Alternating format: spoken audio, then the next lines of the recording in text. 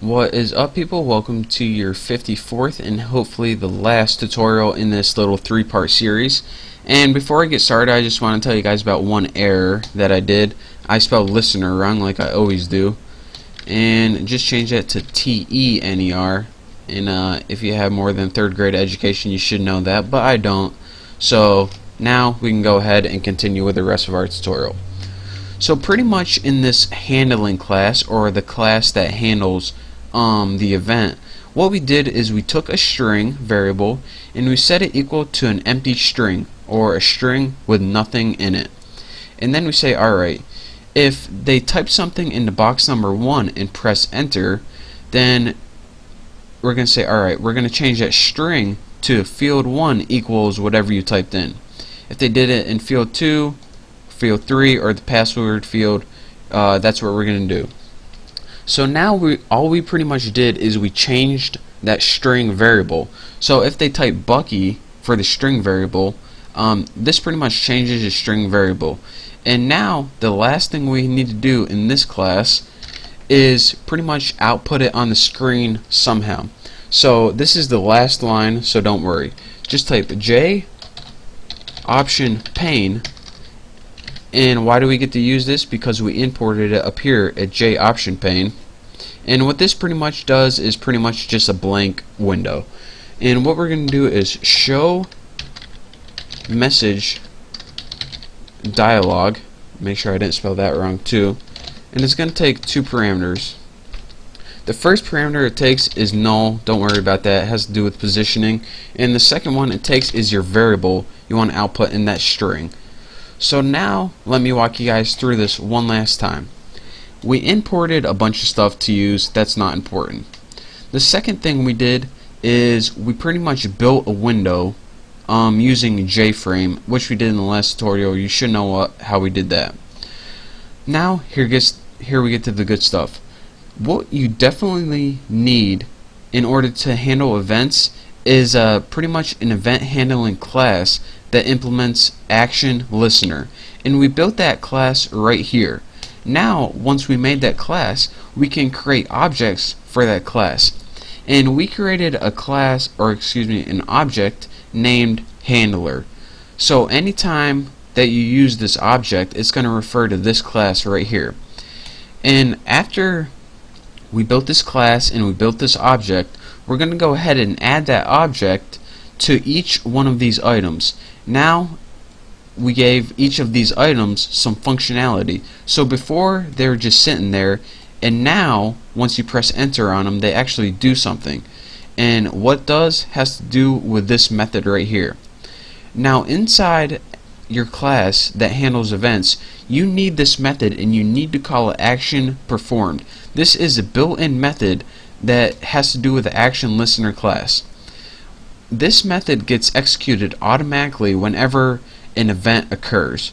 So the event that's occurred is enter. So whenever they press enter, what's going to happen is it's going to create an empty string. It's going to test what you're going to want to change that string to, and then it's going to output it right there. So this is all the hard stuff we did right here. So copy that and do exactly as I did. Now that we made all the hard stuff, we can go ahead and just execute it like we always do. So my main thing is called apples. You can do anything you want. The first thing we're going to need to import, and the only thing, so don't worry, import javax.swing.jframe. And this just makes sure that we can use Windows in our main method right here. So now let's go ahead and start calling our object. So let's go ahead and create a new object called Bucky or whatever. And my class was named Tuna. You can name your or whatever you can name your object whatever you want, but make sure, well, you should know how to do this right now. Equals a new object from the class Tuna, and the second line we want to put is the close operation like we did before. So we're going to take that object, which is pretty much the thing we just created, that window, and set default, there we go, close operation. I was too lazy to type it all. And the argument that this is going to take, what's all this crap in my way, is jframe dot exit underscore on underscore close. And like before, this just means that whenever we hit X, we want to exit the program. Why they don't do it automatically, I don't know, but you need to do it yourself. The next thing we're going to want to do is set the size of the window, and we do this by setting the size, and we're just going to set this to something like 350 by 100. I think. What the heck was that? I just had like a piece of skin in my mouth or something. Pretty disgusting. By the way, I got something really disgusting to tell you next tutorial, or if I have time at the end of this tutorial. But it's a disgusting story that I heard the other day, so I'll tell you then. Last thing we need to do is set the visibility. So set visible. I need to learn how to spell. So, and we'll just set this to true. And now let me walk you guys through this one last time. So now, make sure we don't have any errors anywhere, and go ahead and click OK, OK, and hopefully this works. And now, here is what we built. Go ahead and type Bucky, press enter. It says field 1 equals Bucky. Enter text here. Go ahead and type Freedy. Field 2 equals Freedy. Uneditable. Look this. I'm typing. Can't edit it. So go ahead and press enter in that. Uneditable. And this password, by default, if you press enter, it's my pass. But you can go ahead and change that to something like that, and then it changes to GFGDS. So I'm going to talk you guys through this one last time how this works. If you don't want to listen to me, you can go ahead and watch my next tutorial, or watch some videos of like dogs doing silly things online. But for those of you guys who really want to figure out how this works, I'm going to tell you right now. Well, let's go ahead and just skip the good stuff right here. In order to handle events in Java, you need an event handling class, and that class needs to implement action listener. And what action listener allows you to do is put that listener on something, which means, alright, I'm gonna wait for an event to happen, and once it happens, I'm gonna do some code. And that, once we have this class, we can go ahead and create an object. And why do we need to create an object?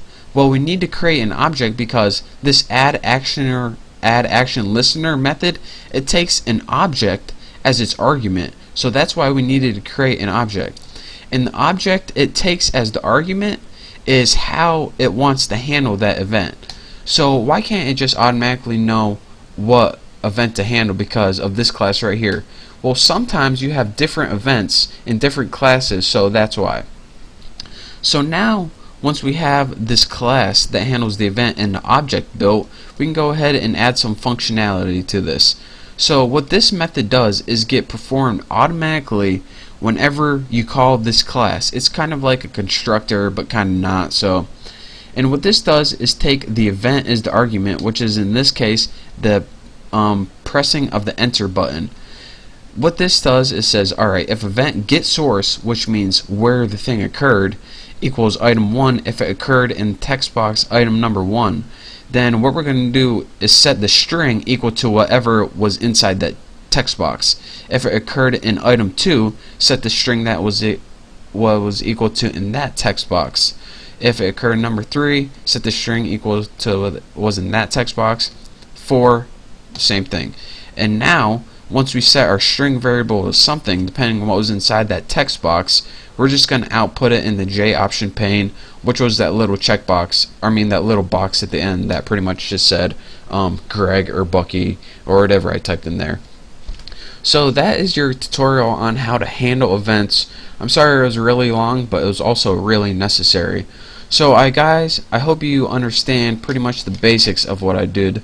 We'll be going over this a little later, so if you don't, you'll probably figure it out. But thank you guys for watching. Thank you for supporting my channel, and for all the awesome comments and some of the not so awesome ones.